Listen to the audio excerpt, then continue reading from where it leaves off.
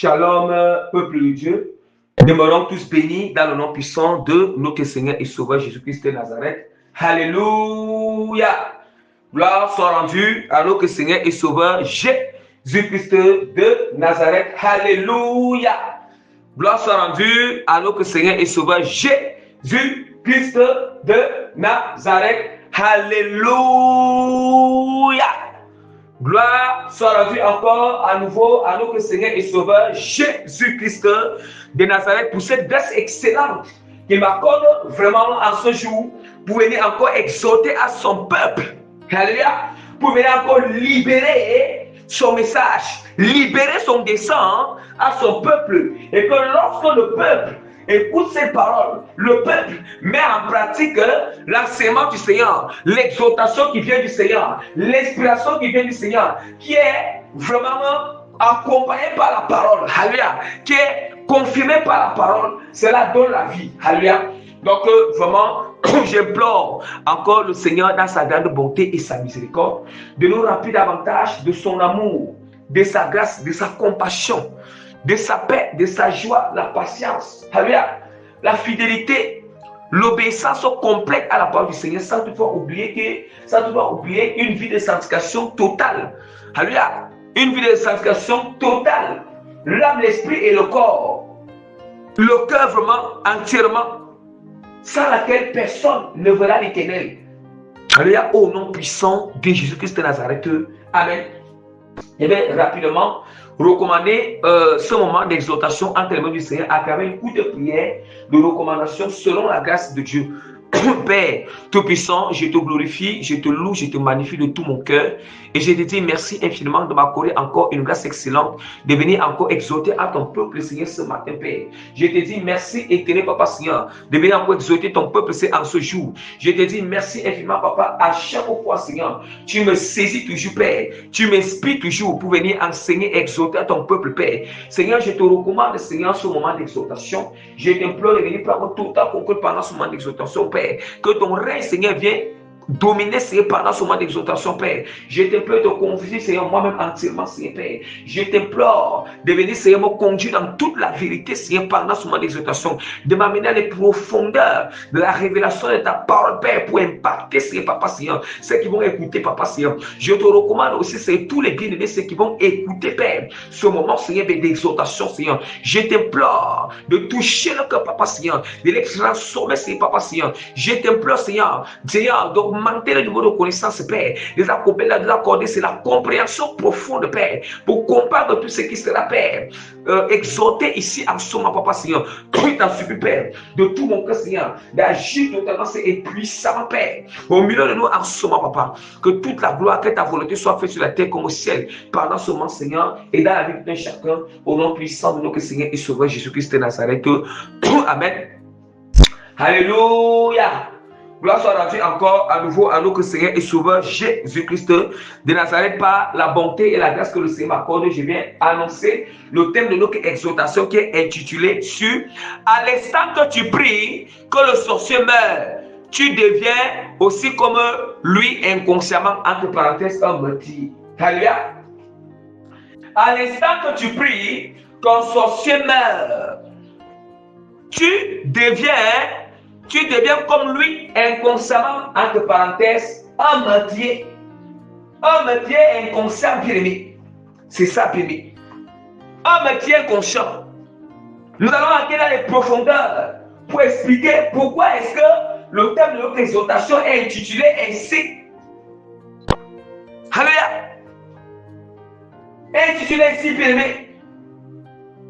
Avant de dérouler vraiment le rouleau, bien aimé, le rouleau vraiment du Seigneur, qui n'est que la parole de Dieu, je vais d'abord, bien aimé, introduire vraiment avec quelques expressions. Nous avons, avec des expériences courantes que nous sommes en train de vivre chaque jour. Nous allons voir aujourd'hui dans les églises. Nous allons voir dans les églises comment on est en train de faire des prières pour tuer les sorciers de nos familles. Aujourd'hui, les gens qui disent, des gens même qui font des prières spéciales, des jeunes spéciaux. Yeah. Des programmes spéciaux. Alléluia. Juste parce que, on va dire que cette année-ci là, le sorcier de la famille doit mourir. Cette année-ci là, les sorciers qui bloquent tes étoiles, qui bloquent ta destinée, qui bloquent tes peurs, qui bloquent tes choses, qui bloquent ton travail, qui a tout fait comme ça. Le sorcier qui bloque le monde de la famille. Oh, cette année-ci, cette fin d'année-ci, le séminaire ou bien le programme de prière, de jeûne, nous allons tuer ces sorciers. Ça sera pour tuer ces sorciers. Bien-aimé. Bien-aimé, la repentance est nécessaire. Ça, ce sont des prières qui sont contre la parole du Seigneur. Ça, ce sont des prières qui ne glorifient pas le Seigneur. Ça, ce sont des prières charnelles. Ça, ce sont des prières de méchanceté. Ça, ce sont des prières de haine. Les prières de haine, bien-aimés. Prières de haine. Bien-aimés, qui nous a donné son pouvoir? Qui nous a donné cette autorité de tuer les sorciers dans la prière? Qui nous a donné cette autorité, bébé? Or, le seul pouvoir, la seule autorité que Christ nous a donné, il a dit que voici, je vous ai donné tout pouvoir de marcher sur les serpents et sur les scorpions, et rien ne pourra vous nuire. Yes! Quel est le pouvoir de marcher sur les serpents et sur les scorpions? Premièrement, c'est de marcher d'abord, c'est de dominer d'abord sur le péché. Alléluia! C'est de dominer d'abord sur les mauvaises pensées, dominer sur la mauvaise vie que nous menons, dominer d'abord sur la colère, dominer d'abord sur le mensonge, de dominer. Christ a donné le pouvoir de dominer sur le mensonge, de dominer sur la fornication, de dominer sur l'adultère, de dominer, bien aimé, sur l'infidélité, la déloyauté, la calomnie, la médisance. Mais c'est le sorcier que tu veux d'abord aller tuer. C'est lui que tu vas d'abord aller tuer. Je vous donne tout pouvoir, le pouvoir de marcher sur les scorpions. Il nous a donné le pouvoir d'assujettir l'esprit de sorcellerie, pas de tuer l'esprit. Pas le Dieu le sorcier. Alléluia. Il nous a donné le pouvoir d'assujettir. Or, les serpents et les scorpions, c'est quoi? L'esprit de sorcellerie, ce sont des vrais serpents. Ce sont des vrais scorpions, bien-aimés. Alléluia. Les vrais scorpions. Or, l'esprit de sorcellerie, bien-aimé, nous devons assujettir l'esprit de sorcellerie avec la puissance du Saint-Esprit. Nous devons dominer l'esprit de sorcellerie avec la puissance du Saint-Esprit. Dans le nom puissant de Jésus-Christ. Yes. Saint-Esprit de l'Éternel. Alléluia. Nous devons dominer sur les hommes de sorcellerie avec la puissance du Saint-Esprit. Et nous avons tout pouvoir de marcher sur les serpents et sur les scorpions. Et de dominer, yes. De dominer, d'assujettir, yes. Comment fait-il que toi tu vas tuer le sorcier au lieu de dominer l'esprit de sorcellerie de ta famille, de dominer l'esprit de ta famille, de dominer les occultistes de ta famille, de dominer l'esprit de fétichisme qui est dans ta famille, de dominer, yes, l'esprit de divination qui est dans ta famille, yes, en détenant sur la parole, yes, le rocher qui est Christ est bien-aimé, en détenant, yes, sur la sainte doctrine de l'Éternel. Alléluia, avec le nom puissant de Jésus de Nazareth. Le nom puissant de Jésus de Nazareth. C'est ça que Christ nous a donné son pouvoir. C'est le seul pouvoir qu'il nous a donné. Il n'a pas donné le pouvoir de tuer les sorciers. Le pouvoir de dominer sur les œuvres de sorcellerie. Si nous sommes vraiment en Christ, nous avons le Saint-Esprit. Nous marchons dans la Sainte Doctrine. On a le pouvoir, l'autorité sur les sorciers, les esprits de sorcellerie. Nous n'avons pas un problème avec les membres de nos familles qui sont sorciers. On a un problème avec l'esprit de sorcellerie. On a un problème avec l'esprit de sorcellerie qui les anime. Mais on n'a pas un problème avec la âme. On n'a pas un problème avec le corps physique. On n'a pas un problème avec la mienne. On n'a pas un problème avec eux. Plutôt, on doit avoir l'amour pour eux. Ils doivent être sauvés. On doit prier pour eux. On doit prier pour eux. Pourquoi il y a cette haine dans les familles? Parce que les gens sont là. Les gens sont là, les gens ne peuvent pas se répartir. Les gens ne peuvent pas se répartir, tu penses, tu es le sorcier, tu tues le sorcier de ta famille, tu penses que c'est là tes poumons finis. C'est là tes poumons finis. Tes poumons ne vont pas finir. Parce que tu tues le sorcier, il meurt. L'autre là, ça, bien aimé, les œuvres là continuent. Il faut que toi, tu dois te répartir. Toi, tu dois être allié avec la parole. Toi, tu dois être allié avec la parole. Alléluia. Nous allons ouvrir rapidement la parole du Seigneur. Nous allons ouvrir rapidement la parole de Dieu. Dans Luc, chapitre 9, verset 51 jusqu'au verset 56. Alléluia. Lorsque le temps où il devait être enlevé du monde approcha, Jésus prit la résolution de se rendre à Jérusalem. Il envoya devant lui des messagers qui se mirent en route et entrèrent dans un bourg des Samaritains pour lui préparer le logement. Mais on ne lui reçut pas parce qu'il se dirigeait sur Jérusalem. Les disciples Jacques et Jean, voyant cela, dirent: Seigneur, veux-tu que nous commandions que le feu descende du ciel et les consume? Jésus se tourna vers eux et les réprimanda, disant: vous ne savez de quel esprit vous êtes animés, car le Fils de l'homme n'est pas venu non pour perdre des hommes du monde, mais pour sauver. Il allait dans un autre bout. Est-ce qu'on entend? Or, ici, il est question que Jacques, il n'était pas encore rempli la puissance de cet esprit, il n'avait pas encore reçu la plénitude. Après qu'ils ont reçu la plénitude, quand Jésus s'est ressuscité, il était encore beaucoup dans la chair. Les apôtres à cette époque-là, à ce temps-là, quand Jésus-Christ il a accompli encore son ministère, sa mission sur la terre, les apôtres étaient encore beaucoup dans la chair. Dans la chair. Ils n'étaient pas encore vraiment dans la plénitude. Parce qu'il y a aussi en plus que ceux sont soulignés aux gens. Quand nous méditons la Bible, quand on lit la parole du Seigneur, on doit faire la différence, on doit savoir discerner quand est-ce que les apôtres n'étaient pas encore remplis la plénitude, quand est-ce que Jésus est entré et quand est-ce qu'il a rempli la plénitude. Et déjà, ils soient mélangés comme ça. Ils vont soient mélangés. Donc, c'est ça ce que je voulais préciser aux gens. Ici, ils n'avaient pas encore reçu la plénitude de l'acte des apôtres, la plénitude de la chambre haute.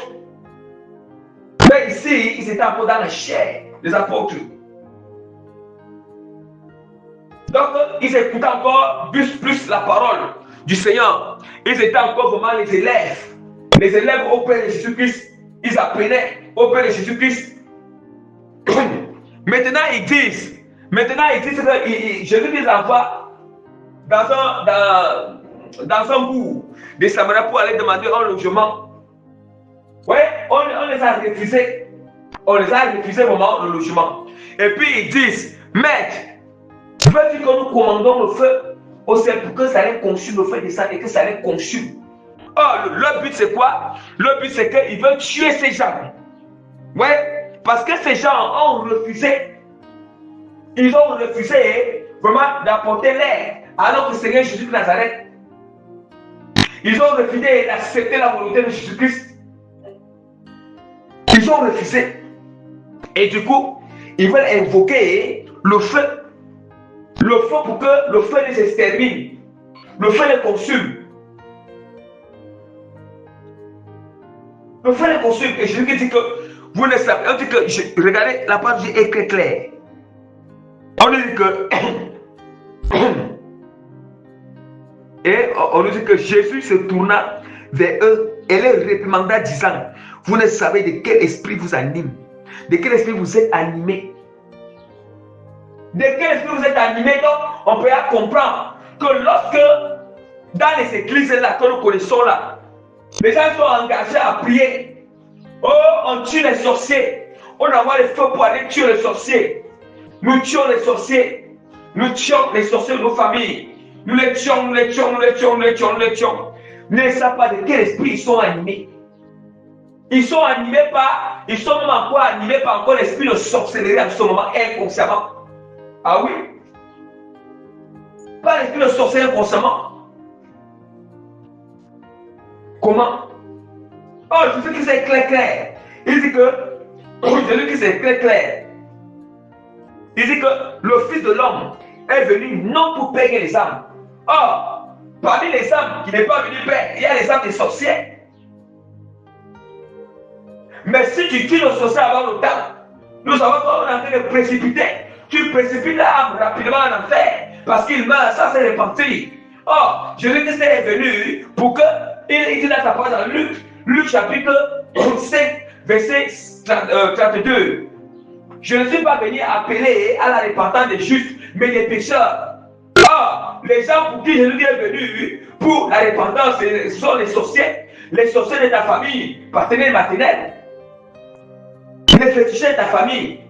Ce sont les gens qui t'ont fait du mal. C'est même la personne qui te bloque la vie. C'est pour celui-là que Jésus est venu. Il est venu pour son salut. Il est venu pour sa repentance. Il est venu pour sa repentance. Or, celui de Christ, lui, il est venu pour sa repentance. C'est celui-là que toi, tu vas précipiter.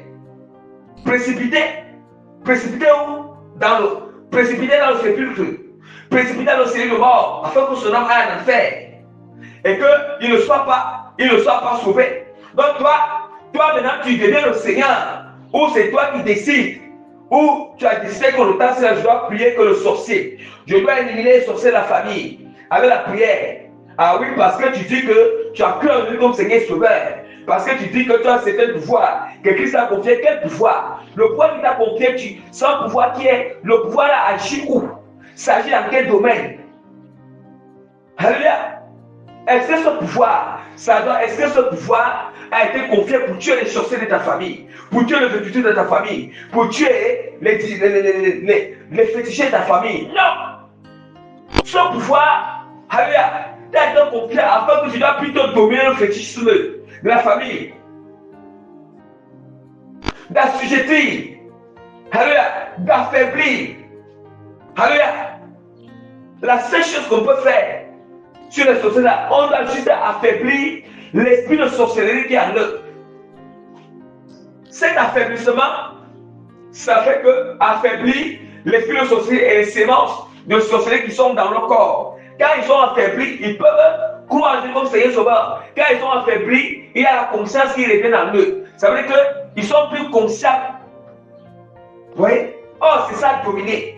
Je domine, j'affaiblis l'esprit de sorcellerie qui est en eux. Ce n'est pas eux. Tu n'as pas besoin de sorcier ta famille. Tu n'as pas un problème avec leur âme, leur corps physique, leur âme. Mais le souci, c'est avec la sorcellerie qu'on a à faire.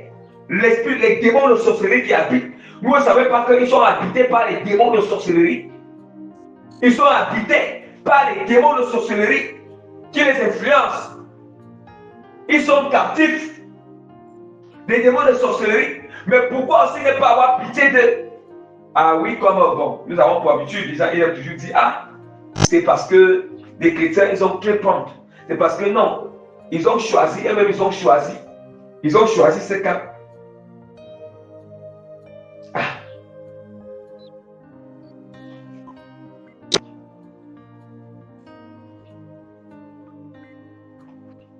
Vous voyez? Et c'est ça qui est toujours, et c'est ça qui vient toujours bloquer que quelqu'un ne parvient même pas à prier pour les sorciers de ta famille. Vous voyez? Jésus-Christ est très clair. Jésus-Christ, il dit que car le Fils de l'homme est venu non pour perdre les âmes des hommes, mais pour les sauver. Mais pour les sauver, est-ce qu'on entend? Mais pour les sauver. Oh, il dit encore que la volonté de mon Père, dans Matthieu 19, la volonté de mon Père est qu'aucune âme ne se perde. Aucune âme ne se perd. Est-ce qu'on poursuit la volonté du Seigneur? Est-ce que c'est vraiment poursuivre la volonté du Seigneur en priant pour tuer les sorciers? Ah, nous savons que si le sorcier meurt et qu'il ne s'est pas repenti, Son âme part en enfer, ça, son âme est perdue. Comme ça. As-tu alors eu pitié de son âme? As-tu compassion de son âme? Aimes-tu son âme? Désires-tu comme le Seigneur que son âme soit sauvée?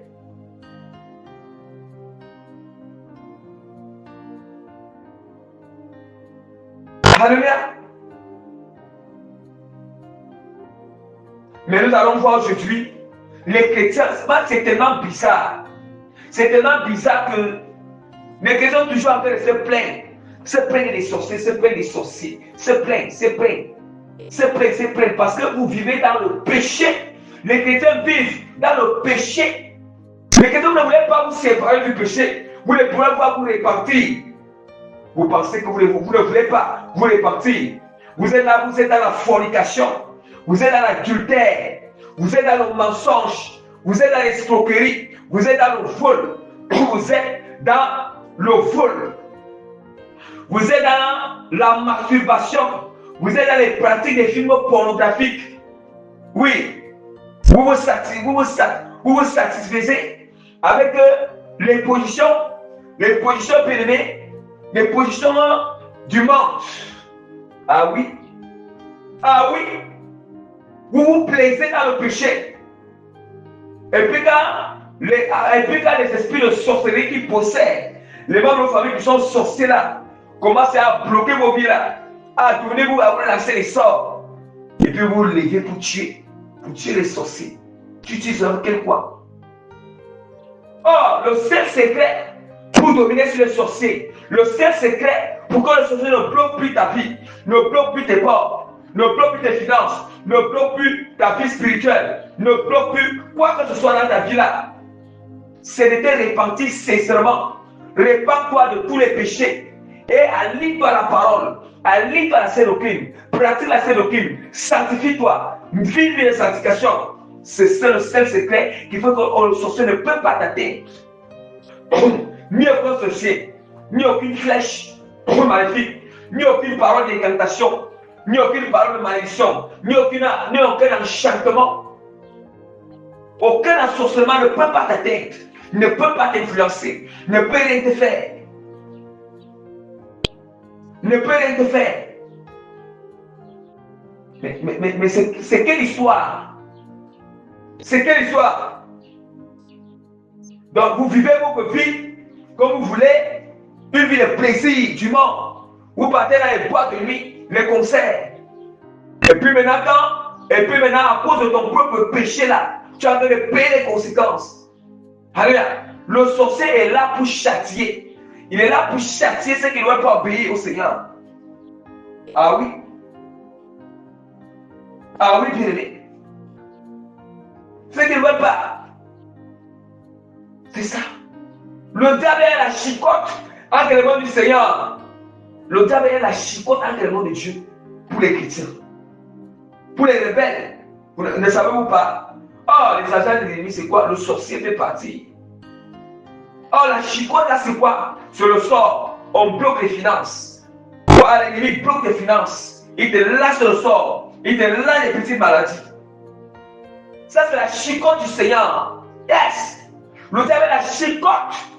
La chicote entre les mains de Dieu pour les rebelles, les chrétiens rebelles.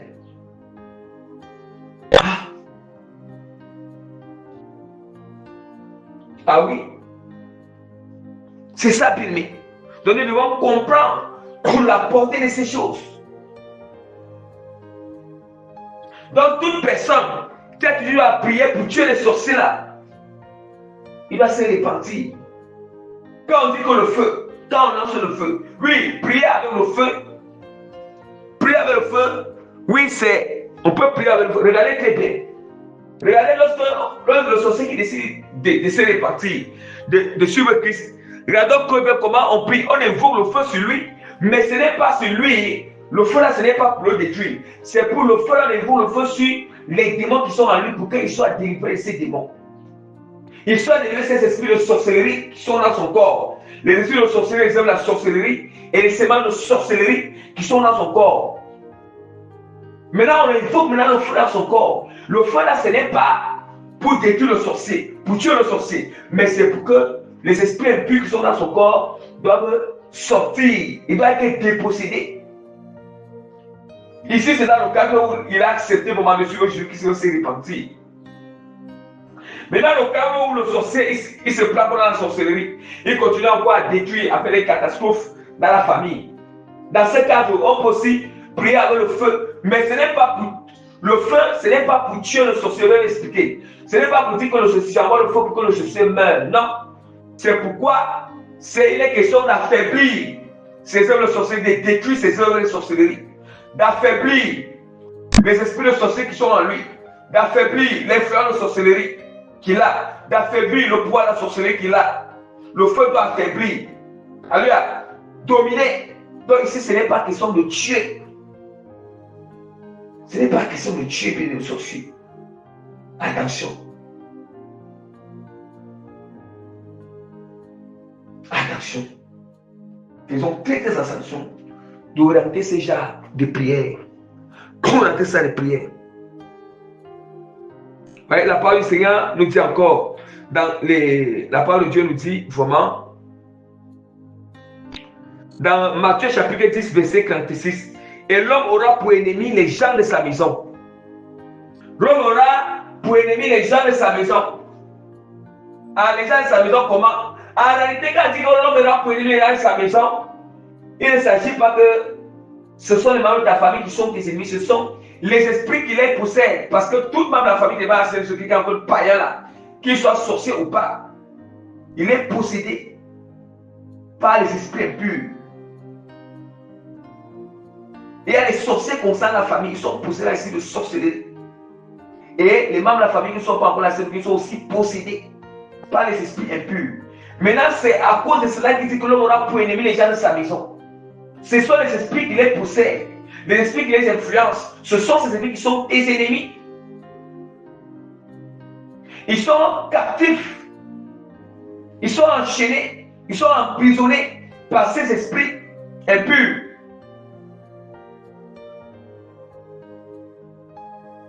Par ces esprits impurs.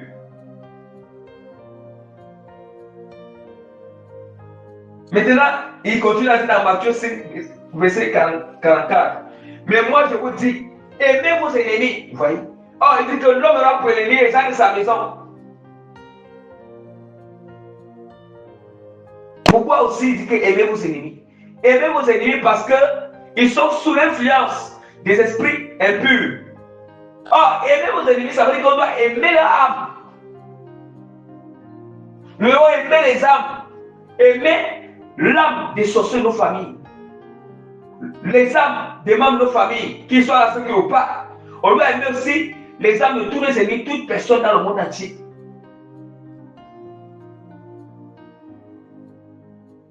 Aimez vos ennemis, bénissez ceux qui vous maudissent. Et ce matin, Jésus nous demande de prier pour les sorciers. Or, les sorciers passent le temps à maudire. Mais le Seigneur nous dit de les bénir. Mais nous allons voir aujourd'hui, bénir le sorcier, le bénir, ça veut dire quoi? C'est pour qu'il vive. Quand on bénit le sorcier, c'est pour qu'il se répande. C'est pour qu'il puisse recevoir la vie éternelle. C'est ça le bénir. La malédiction, c'est la mort. C'est ça bénir. Mais nous allons voir Jésus qui dit, priez, aimez vos ennemis. Priez pour ceux qui vous persécutent. Les sorciers nous persécutent. Les esprits de sorciers qui sont en eux les poussent à nous persécuter. Vous voyez?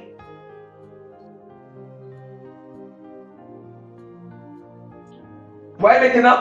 Mais, là, comment nous pouvons prier pour que les principes de Christ, je ne sais pas si nous comprenons cette portée. Je ne sais pas si le passage de l'œil saute à l'œil, ou ça fait comment.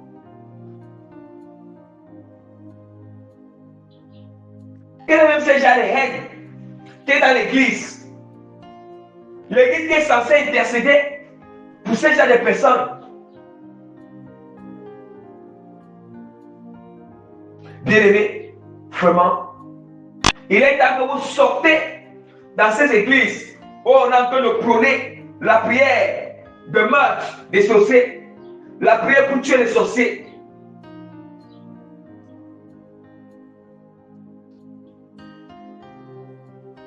Attention. Ayons l'amour. Le Seigneur nous enseigne l'amour. La parole est très claire.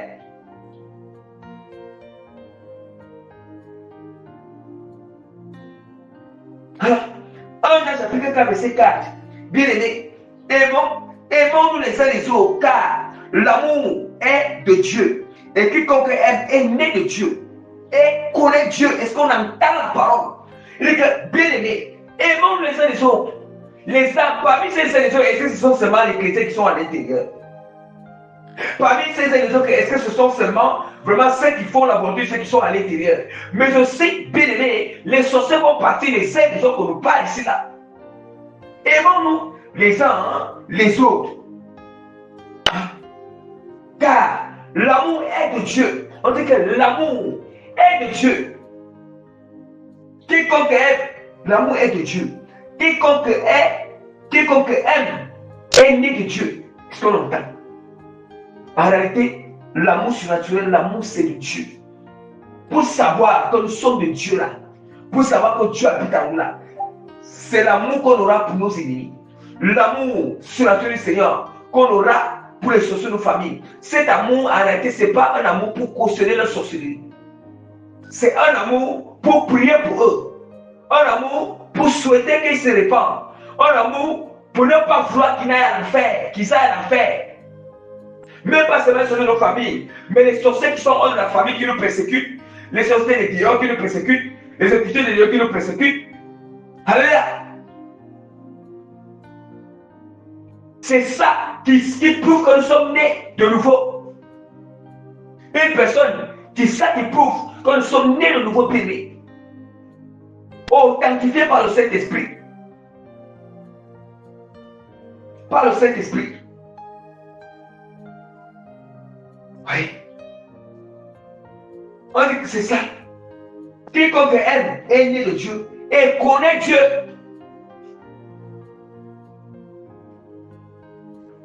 Deutéronome, verset 22. Deutéronome 22, verset 18. Où on nous dit, tu ne laisseras point vivre la magicienne. Dans d'autres versets, tu ne laisseras point vivre le sorcier. C'est ça, c'est ce passage. Aïe. Bien, j'aime toujours prendre ce qui apporte la confusion dans l'église. Ça ne va pas échapper parce que je sais que c'est ce passage qu'ils aiment bien tenir. La parole de Dieu dit que tu ne laisseras pas vivre le sorcier. Non, on va tuer le sorcier. Il se tient dans Deutéronome. Yes! Dans Deutéronome, chapitre 29, verset 18, pour dire que non, il se tient sur ce passage pour tuer les sorciers. Oui. Ah oui, bien oui. Je vais vous expliquer la chose. La révélation qui est derrière, nous devons savoir que nous sommes à l'aide de la grâce. Oh, je lui dis que je ne suis pas venu abolir la loi et les prophètes, mais je suis venu accomplir la loi. Dieu qui nous le dit dans Matthieu chapitre 5, verset 17. Je ne suis pas venu abolir la loi, mais je suis venu accomplir la loi. Or, nous avons une loi que le Seigneur il donne devant nous. Il dit que dans l'enseignement, il dit c'est une loi. C'est un principe qu'il nous donne. Que tu ne laisseras pas vivre la magicienne. Or, quel est le sens d'accomplissement de cette parole? Le sens d'accomplissement de cette loi à l'aide de la grâce que Christ est venu accomplir. Yes! C'est ça que je vais maintenant expliquer maintenant. Parce que vous êtes très attention. Toutes les lois qui sont, les lois, les principes, les commandements qui sont dans l'Ancien Testament là. On doit avoir la révélation, l'accomplissement de ça dans le Nouveau Testament. La révélation de ça à l'aide de la grâce. C'est qu'on doit vivre selon la révélation et l'accomplissement de cela à l'aide de la grâce. Et c'est de ça maintenant, c'est cette maintenant révélation et l'accomplissement à l'aide de la grâce que je vais expliquer ce passage biblique. Afin que les sciences ne soient plus confus. Au fait qu'au moins, quand tu as entendu que oui, on doit plus prier comme ce soit des passages qui prouvent qu'on doit prier, comme ce soit plus long que par les sorciers, par qui dit que les magiciens doivent mourir, les sorciers doivent mourir, qu'ils ne doivent pas vivre. Là, au moins, tu as reçu la connaissance. Tu n'as plus à la confusion. Tu connais le sens de ce passage. Le sens du passage qui montre que oui, on ne doit pas tuer. Le sens du passage qui montre que ce qui dit quelque part que oui, dans cette fois que oui, le magicien ne doit pas mourir, c'est sur ça. Mais là, à l'aide de la grâce, tu pourras savoir que la composante, c'est à l'aide de la grâce. La révélation de la grâce, c'est ceci. Alléluia. Donc, qu'est-ce que ça signifie, bien-aimé? Quand la parole du Seigneur nous dit que tu ne laisseras point vivre la magicienne, ça signifie quoi? Qu'est-ce que ça signifie? Ça veut dire ici que, bien aimé, que tout ce qui donne le pouvoir au sorcier, tout ce qui lui donne son pouvoir, oh, tu ne seras pas vivre la magicienne, je pas peut-être par exemple. Il s'agit quand on est en train de délivrer un sorcier. Ça veut dire qu'on ne laisse point vivre dans son corps les démons de sorcellerie. Or, du fait qu'on est en train de délivrer un sorcier, ça passe à signifie comme ça, tu ne laisserais point vivre la magicienne. La magicienne, comment? Ce n'est pas elle-même qui est, c'est pas elle-même qui fait qu'elle soit magicienne, mais c'est l'esprit, les démons qui sont en elle, qu'il faut qu'elle est devenue magicienne. Oh, c'est ça qu'on dit que, c'est ça maintenant qui signifie qu'on ne laissera point vivre dans son corps les démons de sorcellerie, les démons de magie dans son corps. Ces démons-là doivent ôter de son corps. Ces démons doivent sortir de son corps. Ces démons doivent quitter de son corps. Alléluia.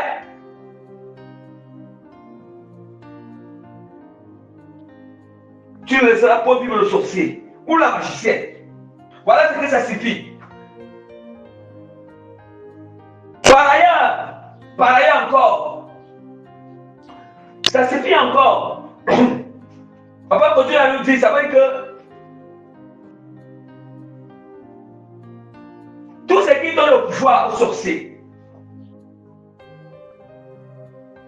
tout ce qui donne l'autorité au sorcier, l'influence au sorcier, la force au sorcier, la capacité au sorcier de faire du mal, c'est ça qu'on ne doit pas laisser. On ne doit pas laisser vivre cela. On ne doit pas laisser cela dans la vie du sorcier. On ne doit pas laisser cela dominer dans la famille, dominer dans nos vies. C'est tout même nous parlons doit affaiblir les hommes de la sorcellerie, affaiblir les récits de sorcellerie, affaiblir. Mais quand le sorcier est repentir, là, dans ce cas, il va recevoir la délivrance. Mais quand il est encore endurci, il ne veut pas encore se repentir, il se prend encore dans sa sorcellerie là. Là, c'est ça qu'on appelle l'affaiblissement. Ah oui. Oh, comment affaiblir? Nous, on doit se repentir d'abord de nos péchés.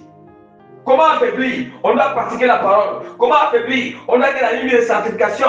Comment affaiblir le sorcier? On doit pratiquer la vérité, parler la vérité. Comment affaiblir? Le sorcier, c'est de renoncer au péché, renoncer aux choses du monde, renoncer à la sainte vie.